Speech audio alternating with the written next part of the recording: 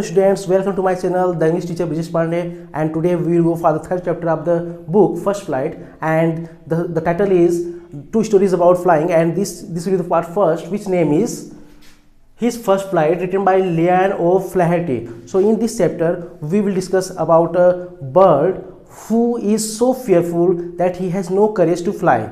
So let's start the summary first. Okay, जैसा कि इसके नाम से ही पता चलता है हिज फर्स्ट फ्लाइट, यानी कि यह इस सीगल का, जो कि ये सी बर्ड है, यह इसकी पहली उड़ान है। ठीक है बच्चों, तो हिज फर्स्ट फ्लाइट का मतलब होता है उसकी पहली उड़ान। तो इसमें जो है पहले हम उस पक्षी के बारे में जानेंगे। तो इसमें एक सीगल होता है, सीगल का मतलब एक समुद्री पक्षी है। तो वह अपने भाइयों या बहनों या माता पिता की तरह वह उड़ नहीं पाता है। He is a young seagull, लेकिन युवा होने के साथ ही उसके अंदर इतना साहस नहीं होता कि वह उड़ सके, ठीक है, या उड़ान भर सके। हमेशा डरा रहता है, उसको लगता है कि मैं उड़ नहीं पाऊंगा, गिर जाऊंगा, चट्टान के ऊपर से जंप लगाऊंगा उड़ने के लिए, तो जैसे ही पंख खोलूंगा वैसे ही नीचे चला जाऊंगा। तो उसके अंदर इतना डर व्याप्त रहता है ना कि वह जो है हिम्मत नहीं जुटा पाता उड़ने का। ठीक है, तो समरी ऑफ द लेसन में फर्स्ट हम जानेंगे the young seagull call to fly, fear to fly is called by parents, threatened also. तो इसमें जो है जैसे कि बताया गया, क्या होता है कि जो सीगल होता है उसके दो भाई हैं, उसकी एक यंगर सिस्टर है। तो ये तीनों जो है ना उड़ते हैं, चूँकि वे उड़ते हैं लेकिन यह नहीं उड़ पाता। जैसा बताया गया आपको कि इसके अंदर डर समाया रहता है कि मैं उड़ नहीं पाऊंगा, गिर जाऊंगा नीचे, क्योंकि it was a high ledge that's you can say cliff, the below part of the cliff, उसमें यह बैठा रहता है।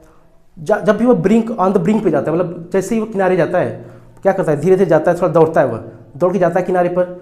और जब किनारे पर थोड़ा सा अपना पंख जो है फ्लैप करता है, फड़फड़ाता है, तो इसको लगता है कि नहीं, डर जाता है कि नहीं गिर जाऊंगा नीचे, मैं उड़ ही नहीं पाऊंगा। तो उसके अंदर जो है इतना सारा डर व्याप्त रहता है। ठीक है, तो इसमें जो होता है इतना वो डरा रहता है कि वो उसके जो माता पिता है उसको कहते हैं कि नहीं तुम भी उड़ो, ट्राई करो, उड़ोगे, भाई बहन को देखो तुम भी उड़ सकते हो, लेकिन यह हिम्मत ही नहीं जुटा पाता है। तो उसके जो माता पिता है जो है उसको डांटते हैं, कि जो है उड़ो, किसी तरह से भी उड़ो।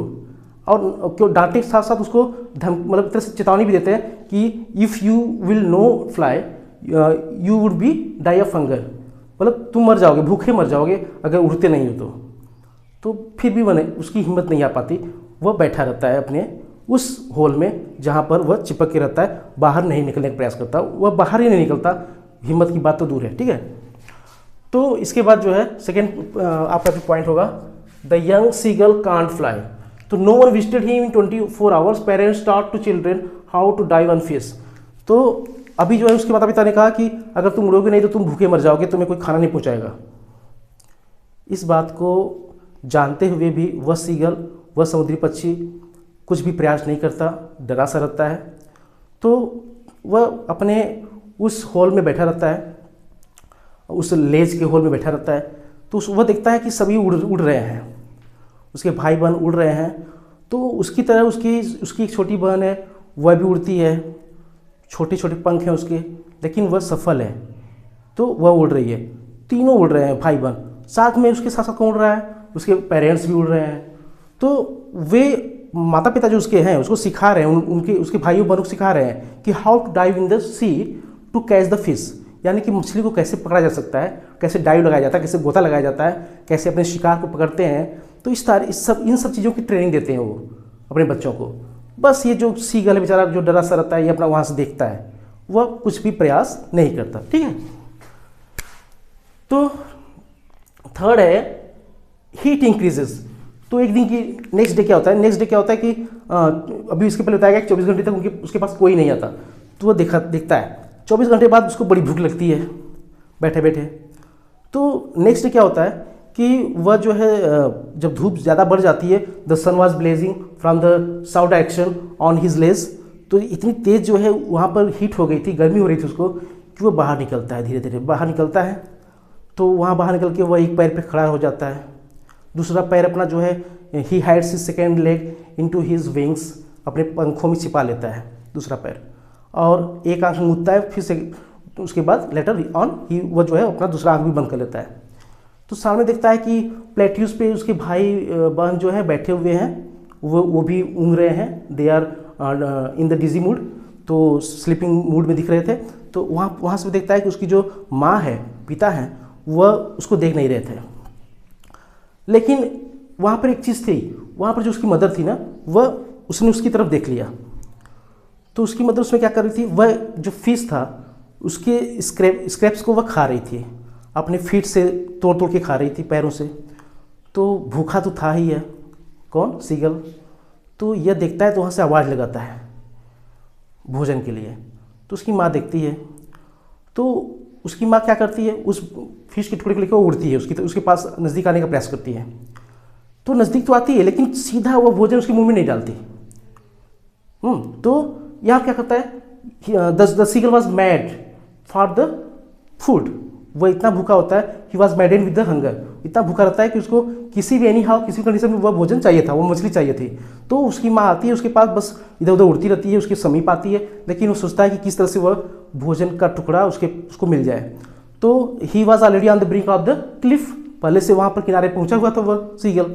तो क्या करता है ना, he dives and he not thinks about the fallness upon the cliff. तो वह सोचता नहीं है कि मैं गिर जाऊँगा, वो क्या करता है, उस पर डाइव करता है, गोता लगाता है उसको कैच करने के लिए, किसको, मछली के टुकड़े को, जो उसकी माँ के पैरों में है। तो जब वो डाइव कर जाता है तो सडनली वो क्या होता है, गिरने लगता है from so high cliff, he starts to falling from the surface. तो वह नीचे गिरता है। तो now he understood that he was in the space. वो समझ जाता है कि इसमें तो मैं अब हवा में आ गया हूँ, अब क्या होगा। तो suddenly his heart sank with fear, वह एकदम डर सा गया।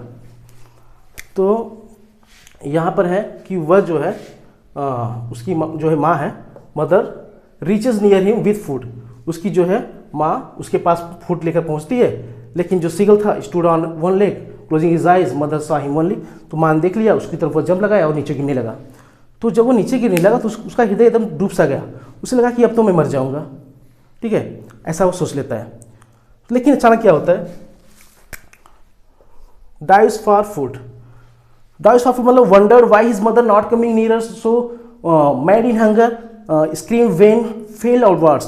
तो जब वह डाइव करता है फूड के लिए, तो वो जब देखता है कि वह भोजन में नहीं रह पाएगा और भोजन के लिए वो डाइव कर जाता है, तो नीचे जाता है तो एकदम डर के मारे उसकी हक्का बक्का बंद हो जाता है, एकदम बोली बंद उसकी, मतलब वह एकदम चीखने लगता है डर के मारे, ठीक है, स्क्रीमिंग करने लगता है।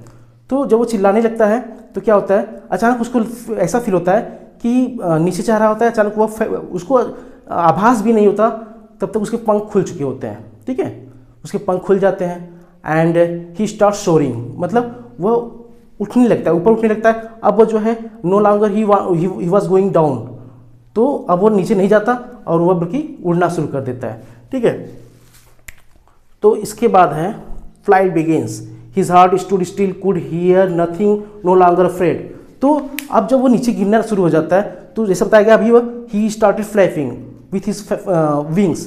तो अब वो धीरे धीरे उड़ना शुरू कर देता है। ही वॉज सोरिंग नाउ, अब वो ऊपर उठ रहा था, not going downwards but upwards. तो अब धीरे धीरे ऊपर उठता है, ठीक है। तो अब जब वो उड़ना शुरू हो जाता है तो उसको बड़ी खुशी मिलती है।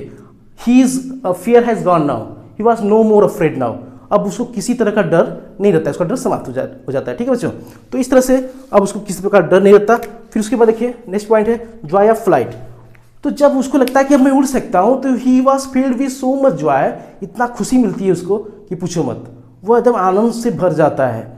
अब वो सोचता है कि he was not unable always to fly now, अब वो कभी भी असफल नहीं होगा, कभी भी असमर्थ नहीं होगा उड़ने में, ठीक है। तो गए आउट जॉयस स्क्रीम, जोर से वह चीखता है खुशी के मारे, आवाज़ लगाता है। And family gather round him flying, उसके जो माता पिता हैं, उसके जो बहन भाई हैं, अब वो भी क्या करने लगते हैं, वो भी उसके पास से एकजुट हो जाते हैं, आकर इकट्ठा हो जाते हैं, घेर लेते हैं उसको। और they also started with him in his company, तो उसके साथ वो भी उड़ना शुरू कर देते हैं।